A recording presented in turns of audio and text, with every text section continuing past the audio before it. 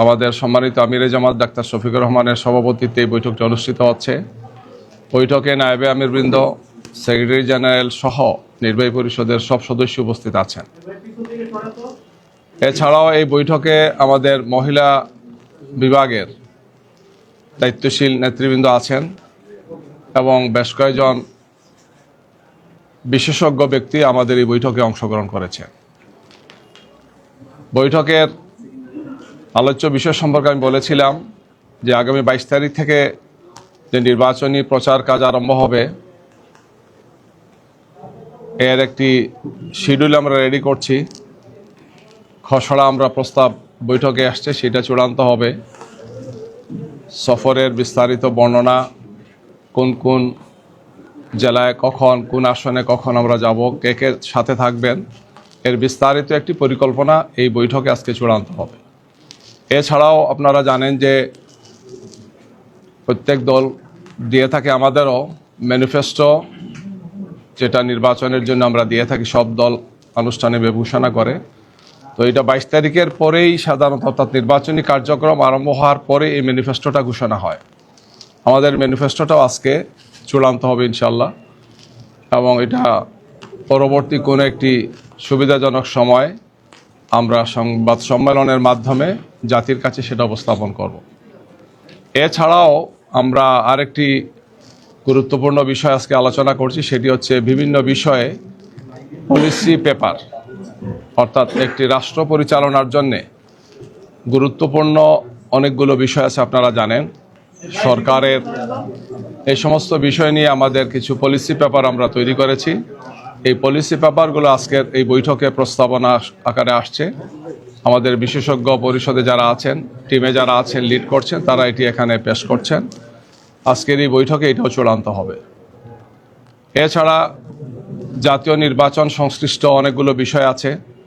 চলমান রাজনৈতিক পরিস্থিতি সহ নির্বাচন কমিশনের ভূমিকা, লেভেল প্লেইং ফিল্ড, আইন শৃঙ্খলা পরিস্থিতি সহ সম্পৃক্ত সংশ্লিষ্ট সমস্ত বিষয়গুলোই এই বৈঠকে আজকে উপস্থাপিত হচ্ছে। আমরা এগুলো সবই আলোচনা করব।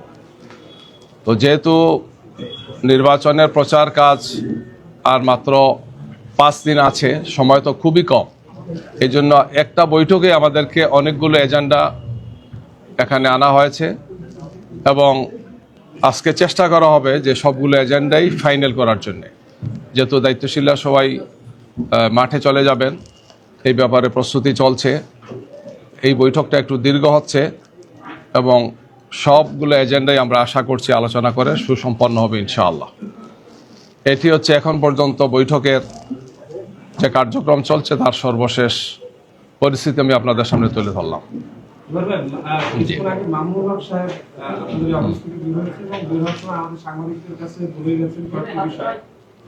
জোট সম্পর্কে কয়েকটি বিষয় বলছেন।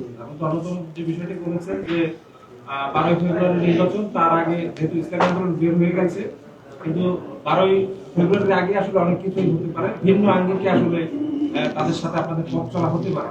তবে সে একটা জিনিস পরিষ্কার করেছে যে মনোনয়ন ফর্ম প্রত্যাহারের শেষ দিন পর্যন্ত, মানে আগামী 20 জানুয়ারি পর্যন্ত আর নতুন কোনো আসলে আলোচনা হওয়ার সুযোগ নেই তাদের সাথে। মূলত মামুনুল সাহেবের এই বক্তব্যটা, এটা দলের বক্তব্য বা জামাতের অবস্থান কি?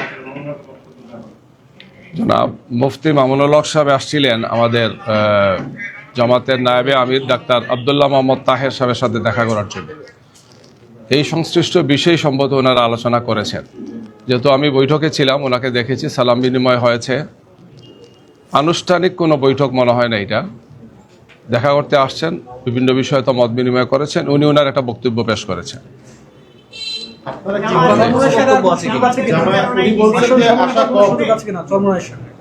আমরা সামনের দিনে দেখা যাবে কি হয়, আরো সামনে আমরা আগাই দেখা যাক কি হয়।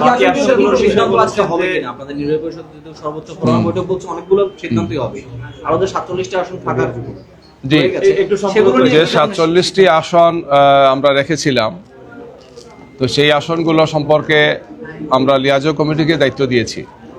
লিয়াজো কমিটি যেটা আছেন তারা সেটা বিষয়ে আলোচনা করছেন এবং সেটা একটি আলোচনা করে ওনারা সিদ্ধান্তে পৌঁছার পরে আমরা আপনাদেরকে জানাবো। চূড়ান্ত সিদ্ধান্ত হলে আপনারা জানবেন ইনশাআল্লাহ। সেটা সিদ্ধান্ত চূড়ান্ত হয়ে গেলে আমরা আপনাদেরকে অবহিত করবো আজকে ইনশাআল্লাহ। নির্বাহী পরিষদের বৈঠক শেষে আপনারা আবার আনুষ্ঠানিকভাবে কোনো কিছু বলবেন কি? আজকে সম্ভবত আর আমরা বলার সুযোগ পাবো না, অনেক সময় চলে যাবে তো রাতে সুযোগ হবে না। তবে আমরা একটা প্রেস রিলিজ দেবো যেখানে হয়তো কিছু বিষয় থাকবে। আপনি ছোটবেলা বলছিলেন যে রাষ্ট্র পরিচালনা কিছু পলিসি আপনারা রেডি করছেন, আমার পলিসিগুলো আজকে ওখানে উপস্থাপনা বিশেষ করে পর্যবেক্ষণ করছে, পরে চূড়ান্ত পলিসি আমরা ইয়া করবেন। সেটা কি আগামীতে জামায়াতের ক্ষমতায় আসে কি কি ব্যবস্থা নেবে বা কি কি রাষ্ট্রপতি কি কি থাকবে সবগুলো এখানে থাকছে, প্রধানমন্ত্রী থেকে শুরু করে?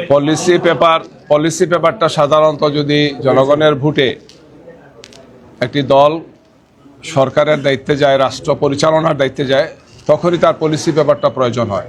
তো এই সম্পৃক্ত বিষয়ে আমরা প্রস্তুতি নিচ্ছি, যেটা আমরা আপনাদের মাধ্যমে জাতিকে অবহিত করব। এখন কি সেটার বিষয়ে কিছু ধারণা দেওয়া যায় কিনা? আমরা এই মুহূর্তে দিচ্ছি না, যেহেতু এটা আলোচনা আছে, অনেকগুলো পলিসি পেপার তো পর্যায়ক্রমে একটা একটা করে আসছে।